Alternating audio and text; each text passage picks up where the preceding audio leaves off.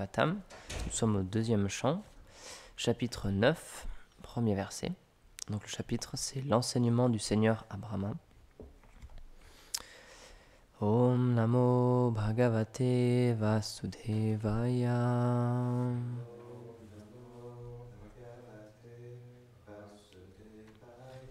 Om Namo Bhagavate Vasudevaya.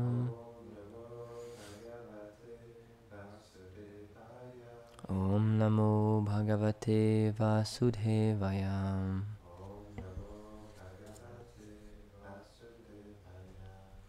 Shri Shuka Uvacha. Atma Mayam Vrite Rajan. Parashanubhavatmanam. Nagatitartha Sambandam. Svapna Drastur Iva Gyasam. Traduction. À moins que l'énergie d'ignorance du Seigneur n'agisse, il n'est pas possible que l'âme qui est supérieure à la matière et emplie de connaissances soit en relation avec le corps matériel et les sens.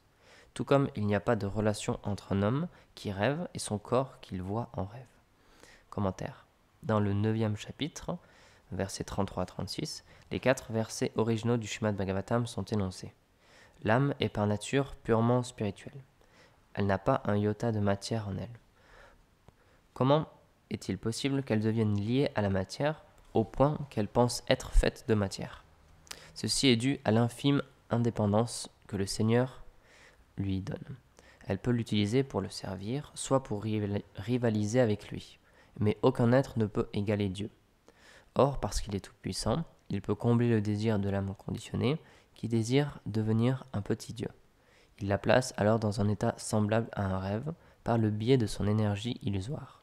Elle devient plongée dans l'ignorance de sa nature spirituelle comme un rêveur. Elle en vient à s'identifier au corps de rêve, aux enveloppes matérielles qui les recouvrent. La puissance du Seigneur peut donc rendre ce qui est impossible possible.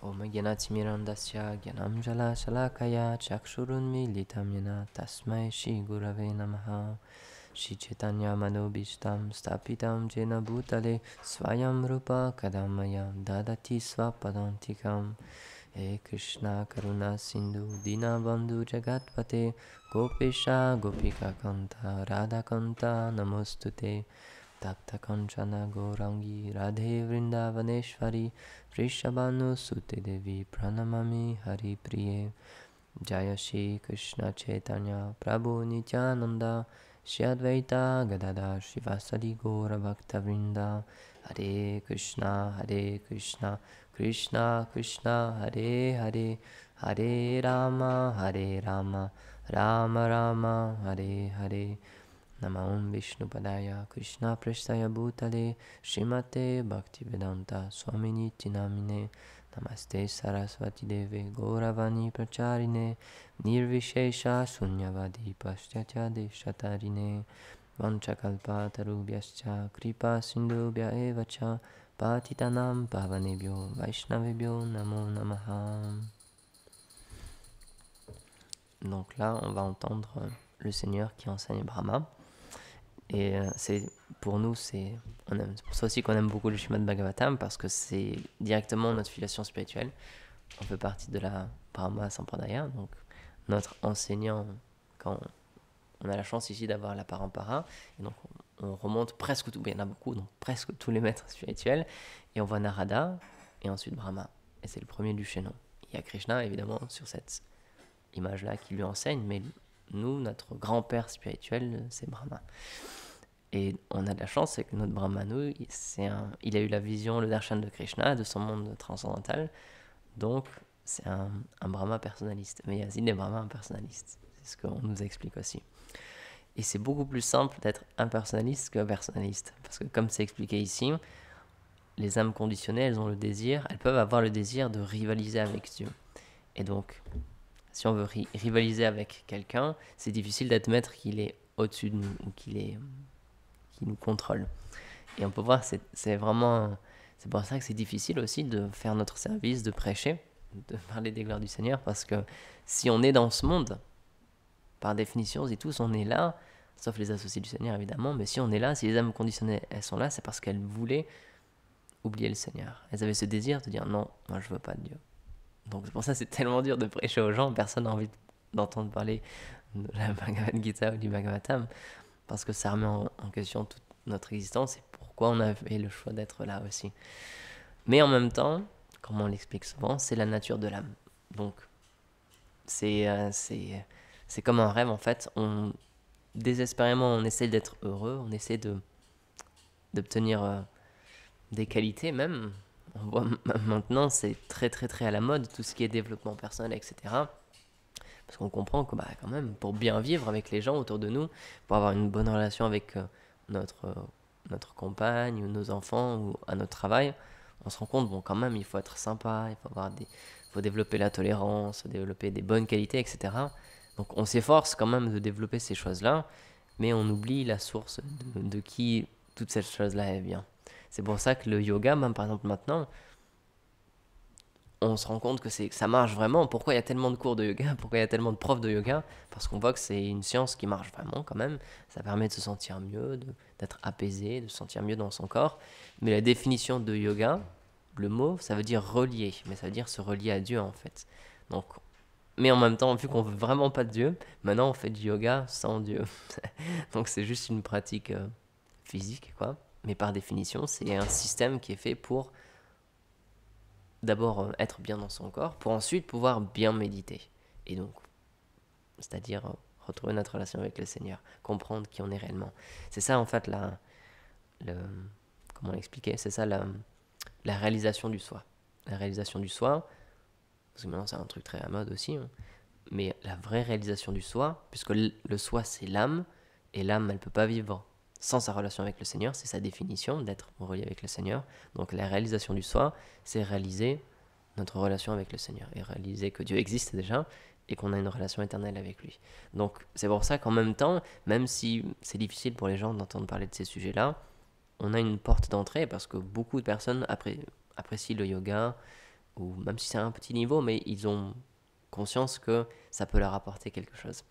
Et on peut voir même maintenant, ça c'est Krishna il est très fort, ça c'est vraiment immiscé partout dans notre culture. On voit que le Om, c'est quelqu'un que beaucoup de gens apprécient, que ce soit le fait de chanter le mantra ou de le dessiner aussi, le mantra Om, quoi, en sanskrit, c'est très à la mode, il y a des choses qui sont très très appréciées. Beaucoup de personnes aiment bien prier, que ce soit Ganesh ou Lakshmi ou Shiva, même si c'est des gens qui n'ont pas forcément une forte spiritualité ou qui ne veulent pas entendre parler d'un Dieu comme une personne toute puissante, etc., et qu'on doit le servir, etc., ils sont quand même attachés à ses subordonnés ou à d'autres formes du Seigneur. Donc c'est pour ça que on dit souvent que Krishna il est très miséricordieux et il se manifeste de plein de manières pour que petit à petit tout le monde à son niveau puisse le réaccepter dans sa vie. Parce qu'il a conscience qu'encore une fois, puisqu'il est dans notre cœur, il sait qu'on a ce désir d'être indépendant, donc comme on l'explique souvent, il ne veut pas nous forcer, donc il attend qu'on fasse notre chemin, et donc il se positionne un petit peu partout dans notre vie pour qu'on puisse accumuler de la sukriti. Et que le but de ça, c'est que quand on a assez de sukriti, ça éveille Shraddha, la foi dans notre cœur, et après là on commence à avoir une vie spirituelle plus importante dans notre vie, on commence à donner plus d'importance à la vie spirituelle, et là on peut progresser davantage. On cherche l'association de personnes qui ont un même état d'esprit, qui peuvent nous guider aussi dans la vie spirituelle, et là on peut vraiment progresser. Mais il ne faut pas croire que le Seigneur, il s'occupe juste de nous, il s'occupe de toutes les entités vivantes et de toutes les personnes, et même ceux qui ne veulent pas entendre parler de Dieu, etc. En même temps, il faut les respecter, il faut vraiment comprendre que Krishna, c'est aussi la miséricorde, Dieu, c'est la miséricorde, donc il s'occupe vraiment de chacun. Et donc c'est un sentiment, il faut jongler entre les deux. C'est notre service d'aider les gens, c'est notre service d'éveiller les âmes conditionnées aussi, de les aider à se rappeler de qui est le Seigneur, mais en même temps aussi, il faut toujours garder en conscience que le Seigneur, il les accompagne aussi.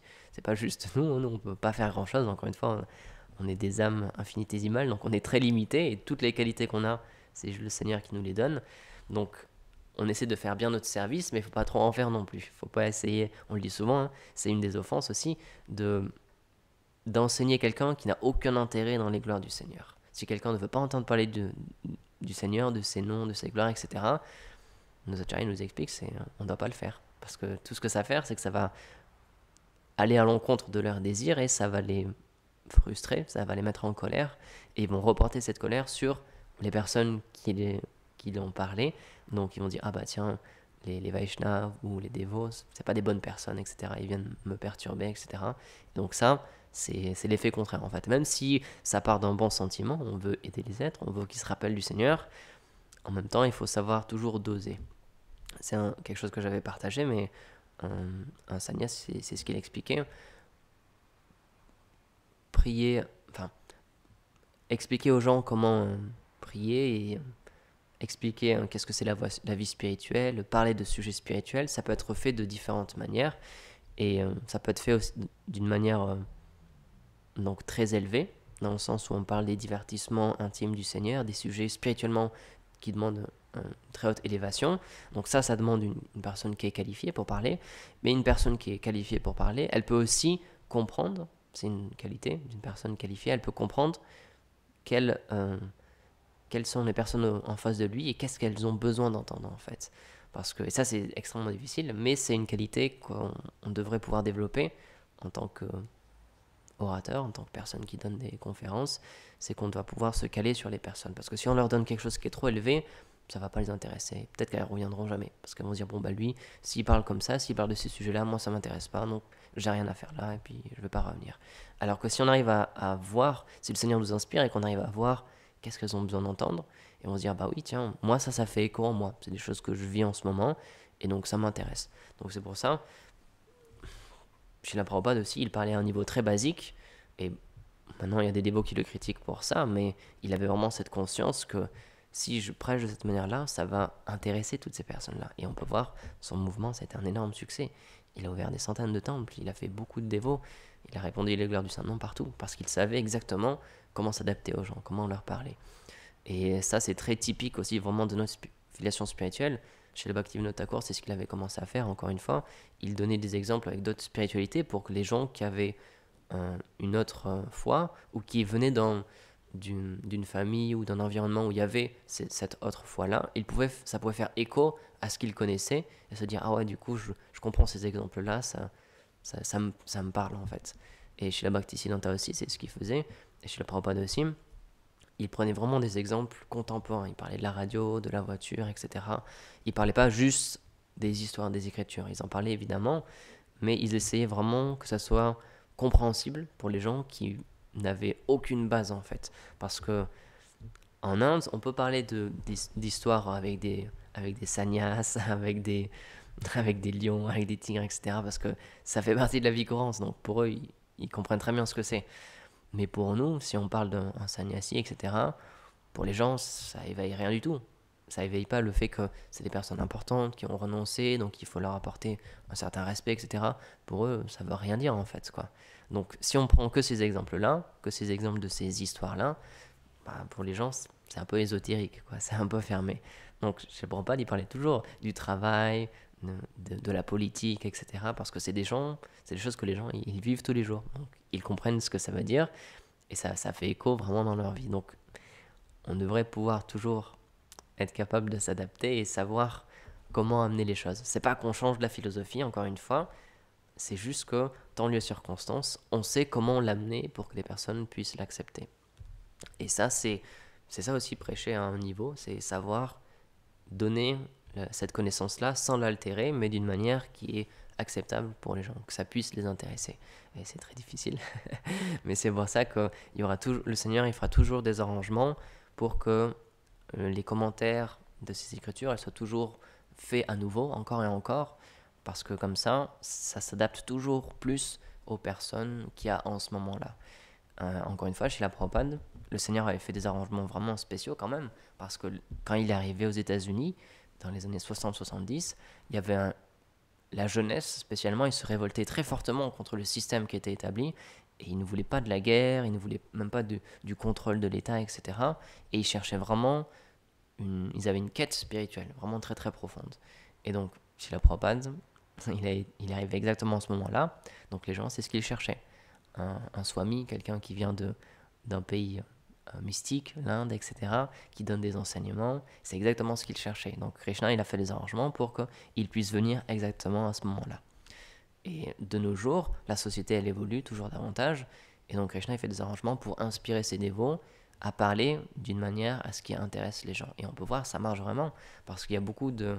Par exemple, on peut voir même... il y a même des disciples de Srila Prabhupada maintenant, ils font des conférences dans des grandes sociétés ou dans des entreprises parce qu'ils arrivent à l'amener d'une manière qui intéresse les gens, où ils comprennent c'est d'actualité. La manière dont ils parlent, on peut en retirer quelque chose même maintenant. C'est pas juste des vieilles histoires, etc. On peut voir, par exemple, Radhana Swami, ça marche super bien ce qu'il fait. Il arrive à prêcher et à toucher des gens très haut placés dans des grandes sociétés ou chez des banquiers, etc., ou avec des politiciens, parce qu'il arrive à leur montrer que c'est un savoir qui est vraiment pratique. C'est pas juste des histoires, c'est quelque chose qui peut vraiment changer notre vie et nous aider à mieux nous sentir, tout simplement, parce que il faut être réaliste, c'est ce qui intéresse. Avant d'être spiritualiste, c'est ce qui intéresse les gens, c'est être plus zen, être plus paisible, développer des qualités, etc. Et tout ça, c'est possible. Juste avec la Bhagavad Gita et le Bhagavatam, tout ça, c'est possible. Encore une fois, la bataille de Kurukshetra, c'est super intense et c'est un changement de cœur en fait. C'est Arjuna, au début, il est complètement perdu, il est totalement désespéré, il est dépressif même, on peut dire. Et à la fin, il reprend son arc, il se lève et dit à Krishna, d'accord, je sais ce que je vais faire, je vais combattre maintenant. Donc il a complètement changé son attitude et il est sûr de ce qu'il doit faire. Il est déterminé dans son chemin, dans ce qu'il a à faire. Il sait ce qui est important dans sa vie, il a compris ce qu'il doit faire et il est prêt à y aller. Même si c'est difficile au début, après il est sûr de ce qu'il doit faire. Et c'est ça en fait ce que les gens cherchent. On est tellement perdu dans ces sociétés, on ne sait pas quoi penser, on ne sait pas quel régime politique adopter, est-ce qu'on devrait être végétarien ou vegan, est-ce que c'est vraiment important, est-ce qu'on devrait trier nos déchets, est-ce que c'est vraiment important, est-ce que ça va changer quelque chose. On a toutes ces questions-là parce qu'on se rend compte que la société elle va tellement mal, il y a tellement de problèmes à plein de niveaux, donc on essaie désespérément de trouver des solutions et rien que ces écritures-là, ça peut nous apporter juste ça. C'est pour ça qu'on parle beaucoup de la vertu, donc sattva, parce qu'il y a trois gunas, il y a trois influences dans ce monde, la passion, l'ignorance et la vertu. Et si on est situé au niveau de la vertu, on est beaucoup plus paisible et on a une vie beaucoup plus facile. Parce que même si on a des choses, des mauvais incidents qui arrivent dans notre vie, on arrive à mieux les gérer, on arrive à se sentir mieux. Et rien que ça, c'est un enseignement qui peut bénéficier à beaucoup, beaucoup de personnes. Et ça, c'est juste le début de la Bhagavad Gita, c'est juste sattva. C'est juste comprendre qu'on n'est pas ce corps, comprendre que les émotions qu'on peut vivre, la colère, la concupiscence, tout ça, c'est pas nous en fait, se détacher de ces choses-là. Et rien que ça, il y a des gens qui payent beaucoup d'argent pour avoir des séminaires, pour comprendre comment arriver à faire cette chose-là. Donc, et nous, c'est déjà dans nos textes. Et pourtant, nous, c'est juste le début. C'est juste la base, mais pour ensuite aller plus loin et pour ensuite pouvoir méditer sur qui on est réellement. Donc c'est pour ça que la réalisation du soi, oui, ça commence par ces choses-là, c'est vrai, apprendre à contrôler ses émotions, à contrôler son corps, etc. Mais juste comme un outil en fait. C'est pas une fin en soi. Nous, ce qu'on cherche, c'est pas juste chanter la paix. On ne cherche pas juste à être bien dans notre corps, à faire des postures pour mieux respirer et ensuite être paisible, avoir notre mental calme. C'est pas une fin en soi. On essaie de calmer notre mental, mais pourquoi? Pour ensuite qu'il puisse méditer sur le Seigneur. Et c'est pas, on s'arrête pas juste à cette chose-là. Donc ça fait partie de nos enseignements et si on arrive à bien les expliquer, ça peut intéresser des gens, même si pour l'instant ils ne voudront pas aller plus loin. Pour l'instant ils voudront juste, par exemple, il y en a beaucoup, ils disent je viens au kirtan parce que je me sens bien, ça me fait du bien. Et c'est pas qu'après ils veulent venir dans le temple, et ils disent je vais adorer la déité maintenant, etc. C'est pas ça qu'ils cherchent, mais ils voient que ça a un effet, ils voient que ça marche. C'est un exemple que je reprends souvent, mais il y a quelqu'un qui m'avait partagé ça. La philosophie, ça l'intéressait pas vraiment et c'était pas en accord avec ce que lui pensait dans sa vie. C'était pas sa manière de voir le monde, donc il n'adhérait pas à la philosophie. Mais les kirtans, ça le touchait beaucoup et il revenait juste pour les kirtans en fait. Mais c'est un peu un piège parce qu'en fait, c'est expliqué que plus on chante les noms du Seigneur et plus on entend les noms du Seigneur, plus l'âme elle s'éveille. Donc même si en ce moment elle est très recouverte, et on n'a vraiment pas envie d'entendre parler de Dieu, on n'a vraiment pas envie de comprendre qu'il est au-dessus de nous et qu'on doit le servir, etc. Petit à petit, en entendant parler de lui, de ses gloires, de ses noms, on développe la sougritie, elle s'accumule, et un jour, sans savoir pourquoi, là on va être prêt. Et on va dire, ok, bah, ça m'intéresse maintenant. J'ai envie d'en savoir plus. Donc c'est pour ça, faut pas brusquer les gens, faut pas les forcer, parce que s'ils ont pas envie, s'ils n'ont pas la sougritie, Shraddha, la foi, ce sera pas éveillée dans leur cœur, et donc ils viendront pas de toute manière. Même si on les force, ils pourront rester un petit moment, mais ce sera juste psychologique en fait. Parce que ce ne sera pas une expérience qu'ils ont vécue, c'est pas un sentiment profond, la foi n'est pas établie dans leur cœur, donc ils vont rester parce que y a une pression sociale, ou parce qu'ils n'ont pas envie de donner un mauvais exemple, ils vont dire qu'est-ce que les gens ils vont penser de moi si je m'en vais, etc. Mais au fond d'eux, ils sont pas sûrs, ils n'ont pas envie de rester, ça ne les intéresse pas vraiment, quoi. Et donc, le jour où ils vont partir, ça va pas être d'une bonne manière. C'est parce qu'ils en auront eu vraiment trop, ou ils auront vécu quelque chose de trop difficile, et là ils vont partir pour de vrai. Et le souvenir qu'ils vont garder, ce n'est pas un souvenir très positif. Mais si quelqu'un, ça expliqué, si quelqu'un a la foi, si dans toutes ses vies il a accumulé assez de sukriti et que cette graine de la foi commence à germer, peu importe ce qui se passe, même s'il vit les pires choses avec les dévots, il a cette foi, il sait que Dieu existe, il sait que Krishna c'est une personne. Et peu importe, il va rester de toute manière. Donc, encore une fois, nous on est là pour assister les gens dans leur développement de la foi. C'est pour ça pour ça que les temples existent. C'est pour qu'il y ait des kirtans, qu'il y ait des déités pour qu'on puisse les adorer, pour qu'il y ait des conférences pour qu'on puisse les écouter. Et c'est juste pour donner l'opportunité aux gens de petit à petit progresser. Encore une fois, c'est juste une opportunité qu'on donne aux gens. Le temple, il est libre, il est ouvert tous les jours. Il y a quelqu'un qui posait la question sur YouTube il y a quelques jours sur une classe. Il a dit est-ce qu'on peut venir en présentiel pour assister? Et du coup, j'ai répondu bah oui, c'est ouvert tous les jours. 8h15, 8h30 tous les jours, on fait des conférences, c'est gratuit, il n'y a rien à payer. Il faut juste pousser la porte, mais c'est disponible. Et tous ces livres-là aussi, on les rend disponibles, on en fait des versions en français pour que ça soit le plus accessible possible. Et ces classes-là aussi, comme beaucoup de Vaishnavas, on les met en ligne sur Internet pour que tout le monde puisse y accéder gratuitement, on ne demande rien du tout. Comme je le disais souvent chez la Bhaktisiddhanta Prabhupada, tout ce que je veux, c'est que vous me donniez vos oreilles, c'est tout. Il n'a pas dit je veux que vous me donniez votre argent, ou votre temps, ou votre travail, etc. Il a dit non, juste asseyez-vous et écoutez, c'est tout.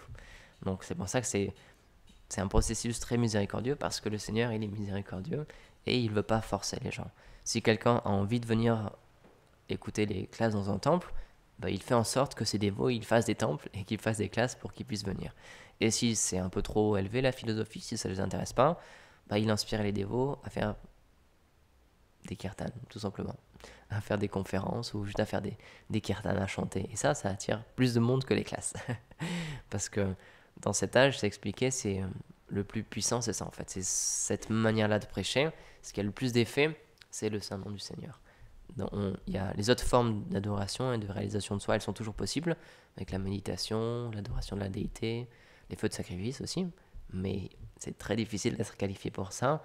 Et le plus miséricordieux dans cet âge, c'est le chant du Saint-Nom, parce que c'est expliqué dans les Védas, il faut adorer l'avatar qui vient pour un âge donné. Donc dans cet âge-là, dans l'âge dans lequel on est, c'est Chaitanya Mahaprabhu qui a été annoncé et qui est venu comme pour donner la miséricorde, donner le Saint-Nom. Donc, logiquement, on doit adorer cette forme-là du Seigneur, Chaitanya Mahaprabhu, et on doit distribuer, comme lui l'a fait, comme l'exemple qu'il a donné, distribuer le Saint-Nom. Parce que juste en faisant ça, on sait que ça bénéficie aux gens. Par exemple, toutes les semaines, on fait 100 kirtans dans la rue, on va et on demande rien aux gens, juste on s'assoit dans notre coin et on chante. Pour ceux qui veulent faire des donations, on a un petit panier, il y en a qui font des donations, mais tout ce qu'on fait, c'est qu'on se met dans un endroit où il y a beaucoup de monde pour que le plus de monde possible puisse entendre ces choses-là. Et ça marche, on voit qu'il y a des gens qui, très souvent, il y a des gens qui nous arrêtent et tout. La dernière fois, il y a quelqu'un qui s'est arrêté, qui a dit c'est vraiment bien ce que vous faites, et il nous a demandé notre contact, il a dit est-ce que, il nous a pas encore recontacté, mais il a dit est-ce que vous pourriez chanter si on vous invite dans un endroit, etc. Parce que ça touche les gens. Et nous, vu qu'on ne demande rien, c'est ça qui est intéressant, parce que les gens, s'ils ont envie de s'arrêter, ils peuvent s'arrêter. Et quand ils en ont marre, juste ils repartent, c'est tout. Et on leur court pas après, on leur demande rien du tout. S'ils donnent un peu d'argent, on les remercie, on leur dit merci, on leur sourit, mais on n'essaie pas d'embêter les gens. Et si quelqu'un nous demande de partir, ok, on accepte, et puis on part. on fait un peu notre service et puis voilà. Parce qu'encore une fois, il faut vraiment comprendre que c'est très très rare les gens qui veulent se reconnecter au Seigneur. Et c'est pour ça on peut voir, il y a des gens, ils réagissent super durement des fois quand ils entendent le sermon dans la rue. Pour rien, ils font des grimaces. C'est impressionnant, mais c'est normal en même temps. Parce que nous, on est dans un stade, à cause de ce qu'on a fait dans nos vies passées. Maintenant, on apprécie entendre parler des gloires du Seigneur, chanter ses noms, etc. Mais tout le monde n'est pas encore à cette étape-là. Et il y en a qui sont encore à l'étape de, comme c'est expliqué dans ce verset, soit je veux être l'égal du Seigneur, soit je veux être supérieur au Seigneur, soit je veux être le Seigneur, carrément. Je veux être Dieu. Et c'est expliqué, grâce à son énergie d'illusion, il nous donne ce sentiment-là, où on sent que c'est moi le maître de ma vie. Je fais ce que je veux, je décide de tout ce que je veux. Je suis le maître de ma vie. C'est pas grand-chose, parce que c'est juste une petite vie.